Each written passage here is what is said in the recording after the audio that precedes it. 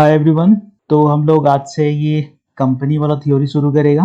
Partnership already खत्म हो चुका है और वो ऑलरेडी चैनल पे अपलोड भी हो चुका है। तो आज से हम लोग ये कंपनी वाला जो थ्योरी पार्ट है वो देखेगा पहले, ठीक है। और ये इसका पार्ट 1 है। अच्छा, तो इसमें जितना भी प्रीवियस ईयर का जो क्वेश्चन पेपर है ना, उसका जो इम्पोर्टेंट क्वेश्चन वगैरह है जो बार बार रिपीट होता है, ठीक है, तो वो सब सारा हम यहाँ पे डिस्कस करेगा पहले और फिर हम लोग, तो चलो फिर शुरू करते हैं। अच्छा क्लास, तो ये पहला क्वेश्चन देखो क्या बोलता है। पहला बोल रहा है कि what is share, explain different type of shares. तो सबसे पहले हम लोग ये शेयर पे आता है कि ये शेयर क्या है। यहाँ पे बोल रहा है a share represents a unit of ownership in a company giving share holders a claim on profits and assets as well as voting rights.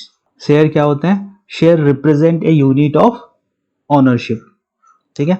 अब जैसे कोई भी कंपनी है, उसका दुनिया भर का शेयर है, बहुत सारा शेयर होता है और उस शेयर का मान लो एक शेयर का दाम 10 रुपये है, हर एक शेयर का दाम 10 रुपये है। चलो हम लोग मान के चलते हैं कि यहाँ पे जो है शेयर वो टोटल 10 शेयर है किसी भी कंपनी का। कोई कंपनी है, मान लो ए लिमिटेड है, कोई एक कंपनी है और उसका टोटल शेयर कितना है? 10 शेयर है और एक शेयर का दाम कितना है? 10 रुपये। अब हम क्या किया, हम यहाँ से एक शेयर खरीद लिया, एक शेयर का मालिक हम हो गया, हम 10 रुपये दिया और एक हम शेयर खरीद लिया।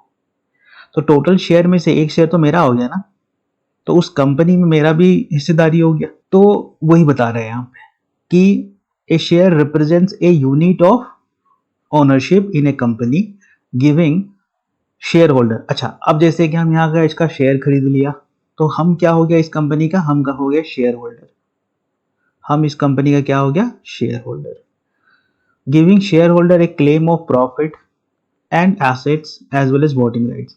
तो जैसे ही हम इस कंपनी का शेयर होल्डर हो गया तो इस कंपनी में कुछ भी प्रॉफिट अगर हो रहा है तो उसका हिस्सेदार भी हम है, उसका हिस्सेदार भी हम होगा और उसके एसेट पे भी हमको हक होगा as well as voting right. आया यहाँ तक बात समझ में? चलो, इसके बाद बोल रहा है explain different types of shares. अब होता क्या है कि बहुत अलग अलग तरीके का शेयर होता है, बहुत अलग अलग तरीके का शेयर्स तुमको देखने को मिलेगा। तो पहले देखो क्या लिखा है यहाँ पे, टाइप्स ऑफ शेयर्स। तो सबसे पहला होता है इक्विटी शेयर्स। ये क्या बोल रहा है? इक्विटी शेयर्स ये क्या बोल रहा है? Provide ownership, voting rights and variable dividends. तो जो इक्विटी राइट्स होता है ना, जो इक्विटी शेयर्स होता है ना, जिसके पास में इक्विटी शेयर है कंपनी का, असली मालिक वही कहलाता है और उनको वोटिंग राइट्स मिलता है एंड वेरिएबल डिविडेंड्स भी मिलता है। डिविडेंड्स मतलब प्रॉफिट जो कंपनी कमाता है उसको डिविडेंड के रूप में बांट देता है। तो डिविडेंड कुछ नहीं है, डिविडेंड प्रॉफिट है। तो इक्विटी शेयर मतलब इक्विटी शेयर वाला, वो इक्विटी शेयर होल्डर जो है ना, वो उस बिजनेस का असली मालिक कहलाता है क्योंकि सारा जो रिस्क है वो ही बेयर करता है। इसमें क्या होता है कि जैसे कि तुम कंपनी का शेयर खरीदा ना, अब कंपनी डूब भी सकता है, कंपनी अच्छा भी प्रॉफिट कर सकता है, अच्छा भी आगे में कंपनी अच्छा आगे प्रोग्रेस कर सकता है। तो इसमें क्या होता है कि तुमको फिक्स्ड कुछ भी नहीं है। तुम अगर इक्विटी शेयर होल्डर है तो तुम्हारे पास तुमको फिक्स्ड ऐसा नहीं है कि तुमको हर एक साल एक फिक्स्ड इनकम मिलेगा, फिक्स्ड डिविडेंड मिलेगा, फिक्स्ड प्रॉफिट मिलेगा, ऐसा कुछ नहीं है। अगर प्रॉफिट हुआ तो तुमको मिलेगा, प्रॉफिट नहीं हुआ तुमको नहीं मिलेगा। तो इक्विटी शेयर्स वाला सबसे ज्यादा रिस्क लेता है, तो इसीलिए इनको वोटिंग राइट्स भी मिलता है और इनको ओनर भी बोला जाता है और इनको अलग से डिविडेंड और इनको वेरिएबल डिविडेंड्स मिल सकता है। नेक्स्ट देखो, नेक्स्ट बोलता है कि प्रेफरेंस शेयर्स। प्रेफरेंस शेयर क्या होता है? Offer fixed dividends and priority in payments but no voting rights. तो प्रेफरेंस शेयर वाला सब क्या है? उनको एक फिक्स्ड डिविडेंड मिलता है। फिक्स मतलब कंपनी चाहे प्रॉफिट कमाए या ना कमाए, उनको एक फिक्स्ड प्रॉफिट जरूर मिलेगा। उसके बाद प्रायोरिटी इन पेमेंट्स। उसके बाद अगर मान लो एक इक्विटी शेयर वाला आदमी है जो इक्विटी शेयर खरीद के रखा है उस कंपनी का, और एक है प्रेफरेंस शेयर वाला। तो प्रेफरेंस शेयर वाला जो है ना, उसको पहले प्रॉफिट, पहले प्रायोरिटी दिया जाएगा। जब भी पैसा देने के बाद में आएगा तो पहले इसको पैसा मिलेगा। अगर कम पैसा है तो पहले इसको मिलेगा, इसको मिले चाहे ना मिले इक्विटी शेयर वाले को, लेकिन प्रेफरेंस शेयर वाले को जरूरी पेमेंट देना जरूरी है। बट नो वोटिंग राइट्स, लेकिन तुमको उस कंपनी में कोई तुमको वोटिंग राइट्स नहीं होता है। वोटिंग राइट्स किसको होता है? सिर्फ और सिर्फ इक्विटी शेयर होल्डर्स वाले को होता है। नेक्स्ट होता है बोनस शेयर्स। अब ये बोनस शेयर क्या है? Issued free to existing share holders from company profits. तो पहले से जो शेयर होल्डर है पहले से इस कंपनी का, बोनस शेयर दिया जाता है, ठीक है। सिर्फ उन्हीं को बोनस शेयर मिलेगा जो कि पहले से ही उस कंपनी का शेयर होल्डर है। और कहां से दिया जाएगा? From company profits. कंपनी जो प्रॉफिट करके रखा है उसी में से उनको दिया जाएगा। तो ये होता है अपना बोनस शेयर्स। नेक्स्ट ये है राइट शेयर्स। अब ये राइट शेयर्स क्या है? Offer to existing share holders at a discounted price before public offering. तो होता यहाँ पे ये है कि जो सेम वही है, बोनस शेयर वाला ही कहानी है यहाँ पे भी। पहले जो पहले से शेयर होल्डर है, जो कंपनी का शेयर लेके रखा है, उनको क्या होता है डिस्काउंटेड प्राइस पे, मतलब मान लो मार्केट प्राइस में 100 रुपये चल रहा है तो कुछ कमती पे 90 रुपया में इनको बेच दिया। किसको? एग्जिस्टिंग शेयर होल्डर को, जो पहले से ही इस कंपनी का शेयर होल्डर है उन्हीं को हम लोग बेच दिया। किसी और को देने से पहले इनको उस शेयर पे हक बनता है, और वो भी डिस्काउंटेड प्राइस से, मतलब मार्केट प्राइस से कम पे इनको दिया जा रहा है। तो वो हो गया यहाँ पे राइट शेयर्स। तो हम लोग यहाँ पे 4 टाइप का शेयर देखा, पहले equity share, preference share, bonus share और राइट शेयर्स। नेक्स्ट देखो क्या बोलता है। नेक्स्ट है व्हाट इज प्रेफरेंस शेयर्स। अभी हम लोग पीछे देखा था what is preference share, mention different type of preference shares. अब पहले इस पे आता है what is preference share. Preference share क्या है? A preference share is a type of share that offers share holders preferential rights to receive dividends before equity shareholders and claim assets in case of liquidation. Preference shareholders usually receive a fixed dividend but generally do not have voting rights. समझता है इसको क्या बोल रहा है ये? तो यहाँ पे बोल रही है कि ये जो प्रेफरेंस शेयर होल्डर जो है इनको प्रेफरेंशियल दिया जाता है राइट्स टू रिसीव डिविडेंड। तो जैसे कि तुम मान लो इक्विटी शेयर होल्डर है, ठीक है, तुम्हारे पास में इक्विटी शेयर है और मेरे पास में ये प्रेफरेंस शेयर है। मेरे पास में क्या है? प्रेफरेंस शेयर है। तो अगर पैसा बिजनेस कमाया, मान लो 100 रुपया बिजनेस कमाया, तो पहले हमको मिलेगा, पहले प्रेफरेंस शेयर वाले को मिलेगा। अगर पैसा बचा इसमें से तब जाके फिर इक्विटी शेयर होल्डर वाले को मिलेगा। And claim assets in case of liquidation. अगर मान लो बिजनेस बंद हो रहा है तो अगर पैसा बांटना है तो पहले इसको बांटा जाएगा, पैसा फिर बचा तो इसको मिलेगा इक्विटी शेयर होल्डर वाले को। उसके बाद में preference share holder usually receives a fixed dividend. इनको एक फिक्स्ड डिविडेंड भी मिलता है, ठीक। डिविडेंड मतलब ये जो प्रॉफिट है इसमें से हर एक साल कुछ रुपया प्रॉफिट के नाम पे इसको मिलेगा। किसको? जो प्रेफरेंस शेयर होल्डर है उसको, ठीक है, जो प्रेफरेंस शेयर होल्डर जो प्रेफरेंस शेयर लेके रखा है उनको। But generally do not have voting rights. लेकिन इनके पास कोई भी बिजनेस में वोटिंग राइट्स देने का हक नहीं है। अब जैसे कि वोटिंग राइट मतलब क्या कि अब जैसे कोई कंपनी है उसमें बहुत सारा डिसीजन लेना पड़ता है कि डायरेक्टर किसको बनाना है, ठीक है, एमडी किसको बनाना है, या फिर सीईओ कैसे किसको बनाना है। तो ये सब चयन कौन करता है? ये जो शेयर होल्डर लोग हैं ना वो लोग चयन करता है। और कौन करता है? जो इक्विटी शेयर होल्डर होता है वो लोग करता है। उनके पास में ये राइट होता है कि किसको बनाना है और वो लोग ही वोट कर सकता है। ये जो प्रेफरेंस शेयर होल्डर वाला है इनके पास में कोई वोटिंग राइट नहीं होता है। चलो ये बात समझ में आ गया। नेक्स्ट हम लोग देख रहे थे यहाँ पे टाइप ऑफ प्रेफरेंस शेयर्स। अब टाइप ऑफ प्रेफरेंस शेयर में कौन कौन सा होता है? पहला है cumulative preference share. Unpaid dividends accumulate and are paid in the future.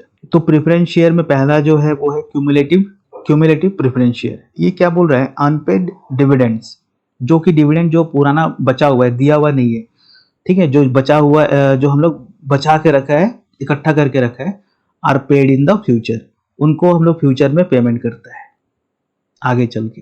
किसको? प्रेफरेंस शेयर होल्डर वाले को। नेक्स्ट है नॉन क्यूमुलेटिव प्रेफरेंस शेयर।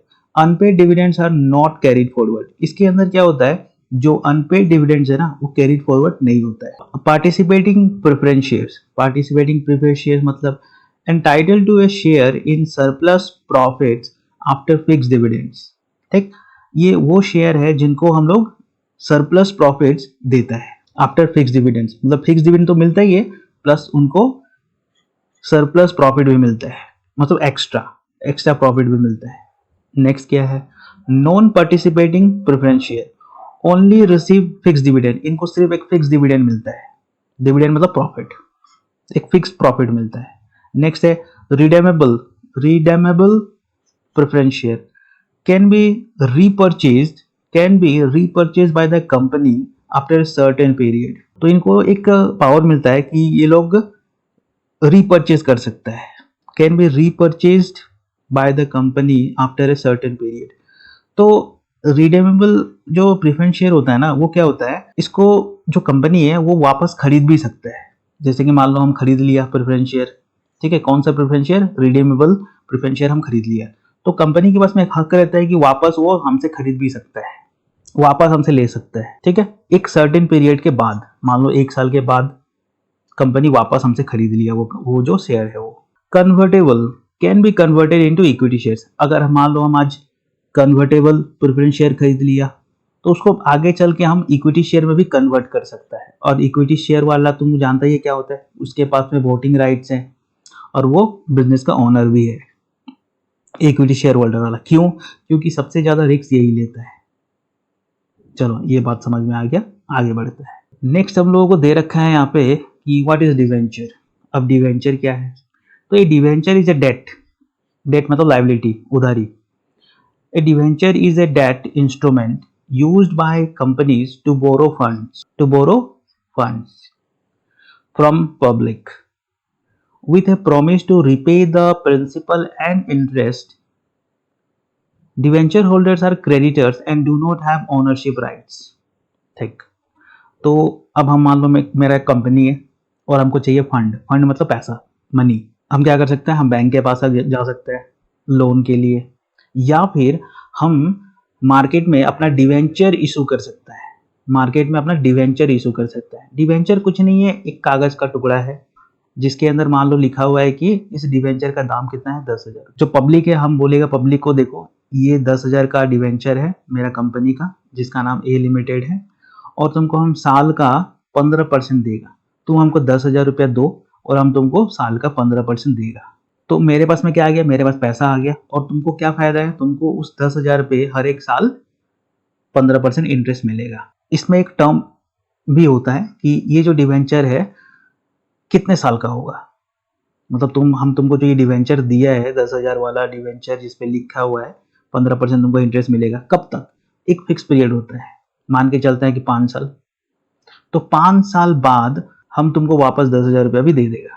मतलब देखो हम ये पैसा तुमसे लिया क्योंकि इनको जरूरत है, कंपनी को जरूरत है अभी फंड का, तो हम क्या बोला कि ये जो डिवेंचर है हमारा कंपनी का तुम रखो और हमको 10,000 रुपया दो, और तुमको हम हर एक साल 10% इसका इंटरेस्ट देगा, और 5 साल बाद हम तुमको ये पैसा भी वापस कर देगा, जो तुम्हारा प्रिंसिपल है वो हम तुमको वापस कर देगा।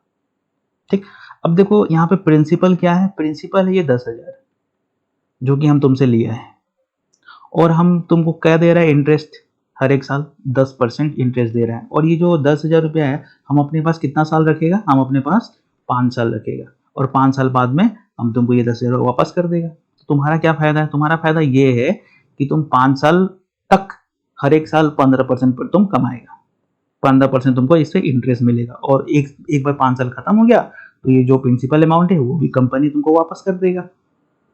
तो दोनों का फायदा है, क्योंकि अभी कंपनी को फंड का जरूरत है तो तुमसे एक बार फंड ले लिया और तुमको हर एक साल उस पर इंटरेस्ट दे रहा है 15%, ठीक है, और जैसे ही 5 साल खत्म हो गया तो वो प्रिंसिपल अमाउंट तुमको वापस कर दिया। तो सेम लोन है, ठीक है, सेम लोन है, जैसे कि तुम बैंक से लोन लिया, मान लो 50,000 रुपये तुम लोन ले लिया, अब उस 50,000 रुपये तुम क्या करेगा, हर एक साल तुम इंटरेस्ट भरेगा बैंक को, 10 साल या 5 साल खत्म हो गए, जो भी तुम्हारा एग्रीमेंट था वो तुम वापस करेगा बैंक वाले को। तो सेम लोन की तरह है। अब टाइप ऑफ डिवेंचर भी देख लेता है। डिवेंचर तो हमको समझ में आएगा क्या है, ये एक डेट इंस्ट्रूमेंट है, डेट इंस्ट्रूमेंट, डेट मतलब लोन, लाइबिलिटी, इंस्ट्रूमेंट है। ये क्या होता है, यूज्ड बाय कंपनीज, कंपनी लोग यूज करते हैं किस लिए, टू बोरो फंड्स, बोरो मतलब borrow funds from the public, किसे, पब्लिक से, with a promise to repay the principal, repay मतलब हम प्रॉमिस किया है कि हम वापस तुमको प्रिंसिपल प्लस इंटरेस्ट भी तुमको देगा। और डिवेंचर होल्डर्स कौन है? डिवेंचर होल्डर्स आर क्रेडिटर्स है। क्रेडिटर्स आर मतलब लेंडर्स, ठीक है। Debenture holders are creditors and do not have ownership rights. उनके पास में कोई ओनरशिप राइट नहीं होता। जैसे इक्विटी होल्डर होता है, उनके पास में ओनरशिप राइट होता है कंपनी के अंदर, एक वो लोग भी एक हिस्सेदार होता है कंपनी का। लेकिन ये जो डिवेंचर होल्डर है उनके पास में कोई भी ओनरशिप राइट नहीं होता। समझ में आ गया? आगे बढ़ता है और हम लोग देखते हैं कि टाइप ऑफ डिवेंचर क्या है। तो पहला जो टाइप ऑफ डिवेंचर के अंदर आता है वो है secured debentures back by company assets. तो अगर हम डिवेंचर खरीद लिया किसी कंपनी का, तो कंपनी वाला बोलता है देखो कंपनी अगर डूब भी गया तो तुमको टेंशन लेने का जरूरत नहीं है, ये मेरा एसेट है, हम बेच के तुमको पैसा चुकाएगा। तुम अगर मान लो ये जो सिक्योर्ड डिवेंचर तुम खरीदा, तो तुम कंपनी वाले को बोलेगा ना कि गारंटी क्या है, अगर कंपनी डूब गया तो हमारा तो जो पैसा हम तुमको दिया तो डूब भी सकता है। तो कंपनी वाला बोलेगा कि नहीं ऐसा नहीं है, ये देखो ये जो एसेट है अपना कंपनी का, इसको बेच के हम तुमको पैसा वापस करेगा। तो कंपनी वाला अलग से इस डिवेंचर के लिए क्या होता है, एसेट रखता है। चलो बढ़िया। अनसिक्योर्ड डिवेंचर क्या है? Not back by assets. लेकिन इसमें अब अनसिक्योर्ड वाले में रिस्क ज्यादा है, कंपनी डूब गया तो तुम्हारा पैसा गया अनसिक्योर्ड वाले में। नेक्स्ट क्या है? Convertible, can be converted into equity shares. अब तुम डिवेंचर खरीदा है तो उसको आगे जाके तुम उसको कन्वर्ट भी कर सकता है, क्या में? इक्विटी शेयर में कन्वर्ट कर सकता है। Non convertible, can not be converted into equity share. इसको कन्वर्ट नहीं करा जा सकता इक्विटी शेयर के अंदर, ये डिवेंचर ही रहेगा। Next redeemable, repaid after a specific period. तो कंपनी वाला बोल रहा है कि हम तुमको एक टाइम लिमिट के बाद इसको वापस कर देगा उस डिवेंचर को। Next irredeemable, not repaid during the company's lifetime. ये क्या होता है? वापस नहीं करा जाता, ठीक है। तुम कंपनी से डिवेंचर खरीदा 10,000 का, तो कंपनी वाला वो तुम्हारा जो अगर इरिडेमेबल डिवेंचर है तो वो तुमको वापस नहीं करेगा। Not repaid during the company's life time, वो वापस नहीं करेगा, तुमको सिर्फ इंटरेस्ट मिलता रहेगा। नेक्स्ट देखो, mention features of A debenture. Feature देख लेते हैं किसी का डिवेंचर का।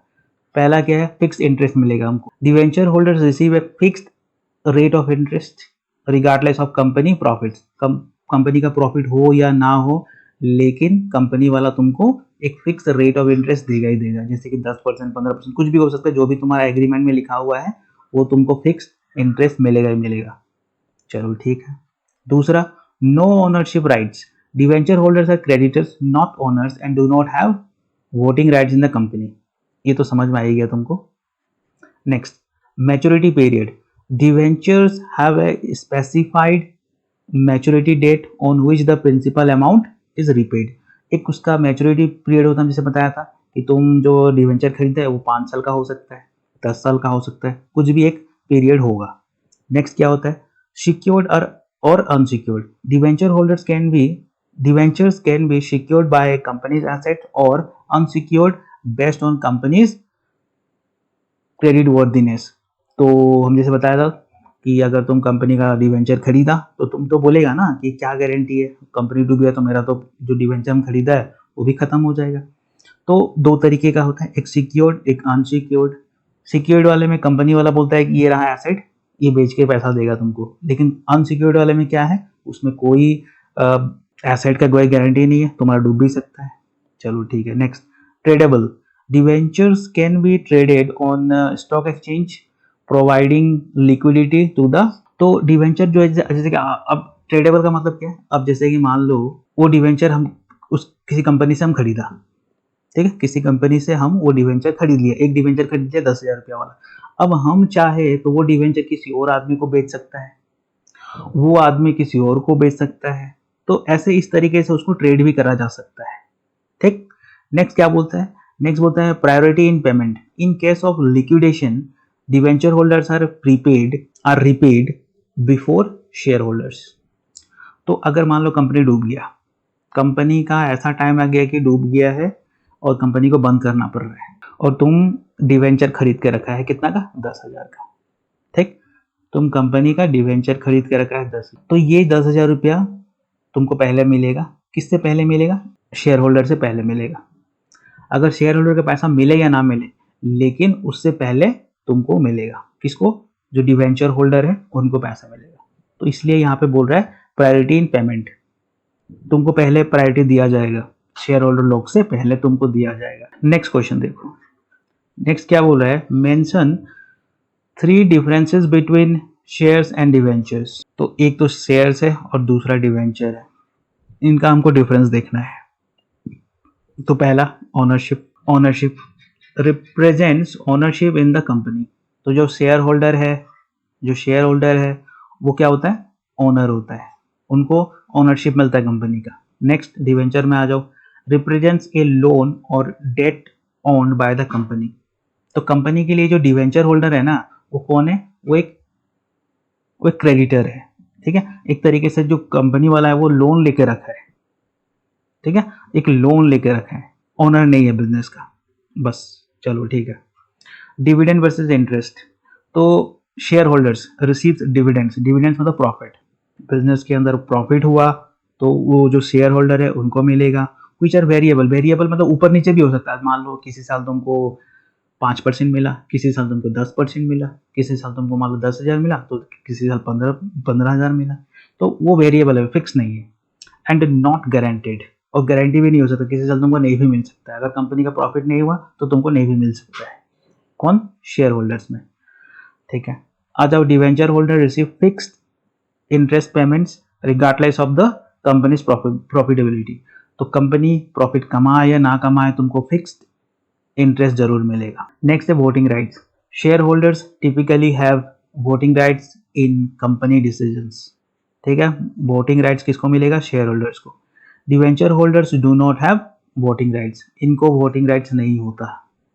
नेक्स्ट है risk, higher risk due to variable dividends and potential loss of capital. अब जो शेयर होल्डर है उनके पास ज़्यादा रिस्क होता है, क्यों, क्योंकि उनका जो डिविडेंड है, उनका जो प्रॉफिट है वो फिक्स नहीं है, मिल भी सकता है नहीं भी मिल सकता है, अगर लॉस हो गया, कंपनी बंद हो गया तो सारा पैसा भी डूब सकता है और वो पैसा वापस मिलेगा भी नहीं। नेक्स्ट यहाँ पे आ जाओ डिवेंचर में, lower risk as they have priority in repayment during liquidation. अब कंपनी मान लो बंद भी हो रहा है फिर भी तुमको एक पहले प्रायोरिटी दिया जाएगा कि इनका पैसा पहले लौटाओ, चलो ठीक है। Claim on assets, shareholders have a residual claim on assets after all liabilities are settled। अब जो शेयर होल्डर है उनको क्या करना पड़ेगा, सबसे पहले तो जितना भी लाइबिलिटी है, जो भी उधारी है कंपनी को, वो सब चुकाओ। वो बचने के बाद कुछ पैसा अगर बचा तब शेयर होल्डर को मिलेगा। Debenture holders have higher claim on assets in case of liquidation. अब जो डिवेंचर होल्डर है, जब कंपनी बिक रहा होगा, सब कुछ बिक्री हो रहा होगा, तो पहले इनको प्रेफरेंस दिया जाएगा कि इनका पैसा पहले चुकाओ। तो ये वही बात बोल रहा है, ठीक। तो कंपनी का जो एसेट है उनके उसके ऊपर इनका पहला हक बनता है। Have a higher claim on assets in case of liquidation, liquidation मतलब जब कंपनी बंद हो रहा होगा, बिक रहा होगा, खत्म हो रहा होगा। तो इस पार्ट के अंदर हम लोग इतना ही रखते हैं, बाकी जो क्वेश्चन वगैरह उसको हम लोग नेक्स्ट पार्ट में डिस्कस करेंगे, ठीक है। फिर चलो बाय।